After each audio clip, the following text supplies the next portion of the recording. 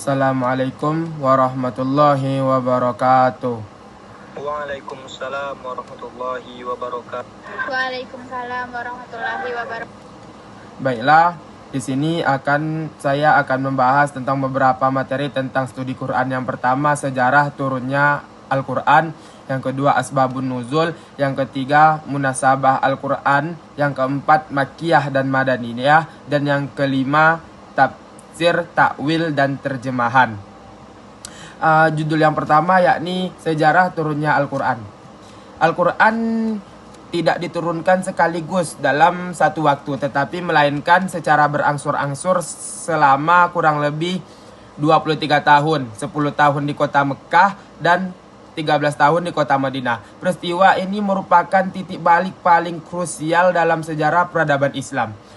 Tahapan beberapa sejarah tentang turunnya Al-Quran, yang ada 3 tahapan tentang turunnya ayat Al-Quran ini. Yang pertama, dari Lauhul Mahfuz, Allah menurunkan secara utuh di tempat yang terjaga. Setelah itu Baitul Izzah, langit dunia, diturunkan secara sekaligus dari Lauhul Mahfuz ke langit dunia pada malam Lailatul Qadar. Setelah itu diturunkan kepada Nabi Muhammad SAW, diturunkan secara bertahap melalui malaikat Jibril. Wahyu pertama kali diturunkan yakni surat Al-Alaq. Ketika itu surat Al-Alaq ayat 1 sampai 5. Ketika itu Rasulullah berada di Gua Hira. Ia sedang menyendiri setelah ia berusia sekitar 40 tahun, sekitar tahun 610 Masehi. Malaikat Jibril mendatangi Nabi dan memerintahkan beliau untuk membaca dengan kata Iqra, bacalah. Peristiwa ini yang menandai pengangkatan Nabi Muhammad SAW sebagai Rasul. Wahyu terakhir turun, ada beberapa ulama berpendapat. Yang pertama, surat Al-Maidah ayat 3 turun ketika Nabi melaksanakan haji wada, haji perpisahan. Ayat ini menegaskan bahwa agama Islam itu telah sempurna. Pendapat yang kedua yakni surat Al-Baqarah ayat 281. Sebagaimana ulama berpendapat, inilah ayat akhir yang diturunkan mengenai hari pembalasan tepat sebelum Nabi Muhammad SAW itu wafat. Yang kedua, judul kedua yakni asbabun nuzul. Secara etimologi, asbab berarti sebab dan nuzul artinya turunnya. Jadi asbabun nuzul asbabun nuzul itu adalah sebab-sebab diturunkannya Al-Quran. Satu ayat atau beberapa ayat Al-Quran yang diturunkan. Macam-macam asbabun nuzul itu secara garis besar ada 2. Yang pertama berupa peristiwa, dan yang kedua berupa pertanyaan. Berupa peristiwa ini suatu kejadian nyata yang menuntut penjelasan Allah. Contohnya ketika ada perselisihan antara kaum Aws dan kaum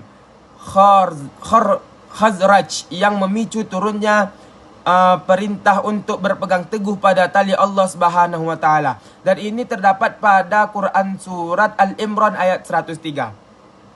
Dan kedua, wahyu itu diturunkan berupa pertanyaan. Para sahabat atau musuh Islam bertanya kepada Nabi Muhammad SAW mengenai satu hal. Contohnya pertanyaan tentang anak yatim, tentang khamar, dan tentang ruh. Ini terdapat pada Quran surat Al-Isra ayat 85. Selanjutnya tentang munasabah Al-Quran. Secara bahasa, munasabah ini berarti kesesuaian, keterikatan, atau kemiripan. Dalam Al-Ulumul Quran, ilmu munasabah adalah ilmu yang mempelajari hubungan, kaitan, atau rahasia keserasian antara satu ayat dengan ayat lainnya, atau antara surat dengan surat lainnya. Ilmu ini sangat penting untuk membuktikan bahwa Al-Quran adalah satu kesatuan yang utuh dan mukjizat sistematis meskipun diturunkan secara berangsur-angsur. Salah satu contoh munasabah Al-Quran yang paling indah dalam Al-Quran yakni hubungan antara surat Al-Fatihah dan surat Al-Baqarah. Di akhir surah Al-Fatihah kita berdoa, tunjukilah kami jalan yang benar. Lalu awal Al-Baqarah Allah langsung menjawab, kitab Al-Quran tidak ada keraguan padanya, petunjuk bagi mereka yang bertakwa. Ini menunjukkan bahwa Al-Quran adalah jawaban langsung atau atas permohonan petunjuk dari hambanya. Materi yang keempat adalah Makkiyah dan Madaniyah. Makkiyah adalah ayat atau surat yang diturunkan sebelum Nabi hijrah ke Madinah, meskipun turunnya tidak di kota Mekah. Misalnya ketika Nabi berada di Mina atau Arafah. Yang kedua, Madaniyah. Madaniyah ini adalah ayat atau surat yang diturunkan kepada Nabi Muhammad SAW ketika sesudah atau setelah Nabi Muhammad ini hijrah ke kota Madinah, meskipun ayat ini diturunkan di kota Mekah. Misalnya pada peristiwa Haji Wada, Fathu Makkah. Perbedaan yang signifikan yang nampak pada kategori kedua ini, yakni surat Makkiyah ini yang berisi seruan tauhid, pembuktian hari kiamat, surga dan neraka, serta kisah-kisah Nabi terdahulu untuk menguatkan Nabi Muhammad SAW. Gaya bahasanya cenderung singkat, padat, praktis, dan puitis yang menggunakan nada keras, tegas karena tujuannya kepada kaum musyrikin yang keras kepala pada masa itu. Ciri-ciri khasnya adalah sering mengandung seruan, ya ayyuhan nas, wahai manusia, dan terdapat ayat-ayat as-sajadah. Surat Madaniyah ini fokus periode untuk pengaturan masyarakat dan bernegara karena umat Islam sudah memiliki banyak umat Islam yang memeluk agama Islam. Isinya yang pertama, hukum-hukum syariat tentang ibadah, muamalah, waris, pidana, izin berjihad, serta penjelasan mengenai kaum munafik dan ahli kitab. Gaya bahasanya cenderung panjang, rinci, dan menggunakan bahasa yang lebih tenang karena ditujukan untuk menjelaskan aturan hukum kepada orang-orang yang beriman. Ciri-cirinya sering menggunakan kata ya ayyuhalladzina amanu, wahai orang-orang yang beriman. Dan setelah itu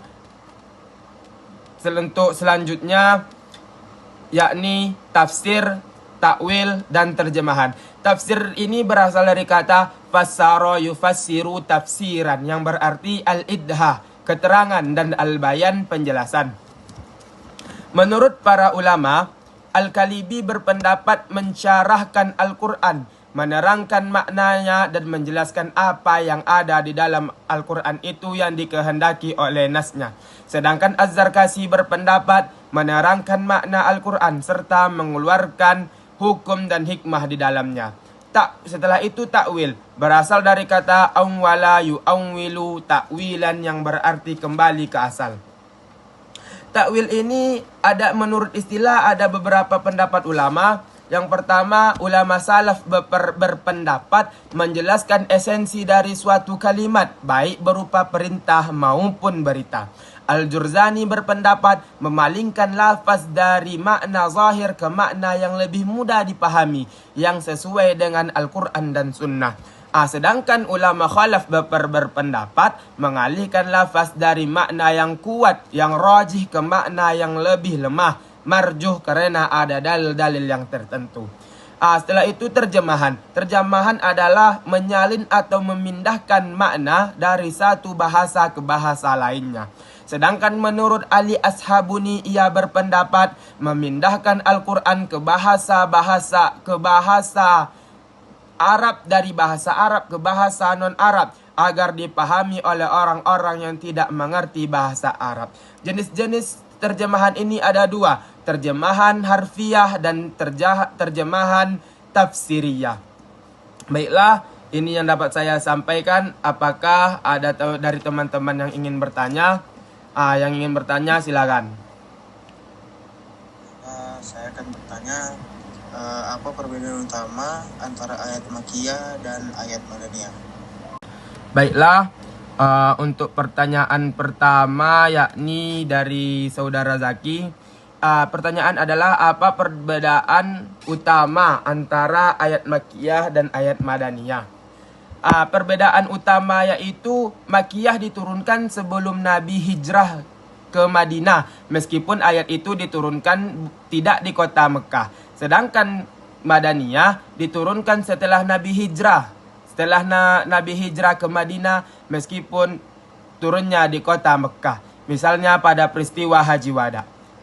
Selanjutnya ada yang bertanya lagi. Pertanyaannya, berikan satu contoh nyata ayat Al-Quran beserta asbabun nuzulnya. Lalu jelaskan bagaimana proses itu terjadi. Baiklah, di sini saya akan menjawab tentang pertanyaan yang kedua dari saudara Aditya Porton. Ini berikan satu contoh nyata ayat Al-Quran beserta asbabun nuzul, lalu jelaskan bagaimana proses itu terjadi. Tentang perubahan arah kiblat dari Baitul Maqdis ke Masjidil Haram, yaitu Ka'bah, dengan ayat qad nara taqalluba wajhika fis sama falanuwalliyannaka qiblatan tardaha fawalli wajhaka syatral masjidil haram wa haitsu ma kuntum fawallu wujuhakum syatara. Sesungguhnya kami melihat wajah Muhammad sering mengadah ke langit, maka kami akan palingkan engkau ke kiblat yang engkau senangi. Palingkanlah wajahmu ke arah Masjidil Haram di mana saja engkau berada. Palingkanlah wajahmu ke situ. Ketika Nabi Muhammad SAW menghadap Baitul Maqdis dan ayat ini turun, ia langsung memalingkan wajahnya dari Baitul Maqdis ke Masjidil Haram, yakni Ka'bah. Selanjutnya, pertanyaan selanjutnya dari saudara Winanda. Baiklah, kepada presentator saya ingin bertanya, secara garis besar apa yang dimaksud dengan takwil Al-Quran itu? Cukup sekian. Baiklah, saya akan menjawab. Takwil itu sering dipahami sebagai upaya menjelaskan makna batin atau arah tujuan suatu ayat yang melampaui sekedar makna zahir. Jadi, jika tafsir itu penjelasan, maka takwil ini adalah pendalaman dalam pembahasan Al-Quran. Oke, baiklah teman-teman. Hanya inilah yang dapat saya sampaikan. Wabillahi taufiq wal hidayah. Assalamualaikum warahmatullahi wabarakatuh.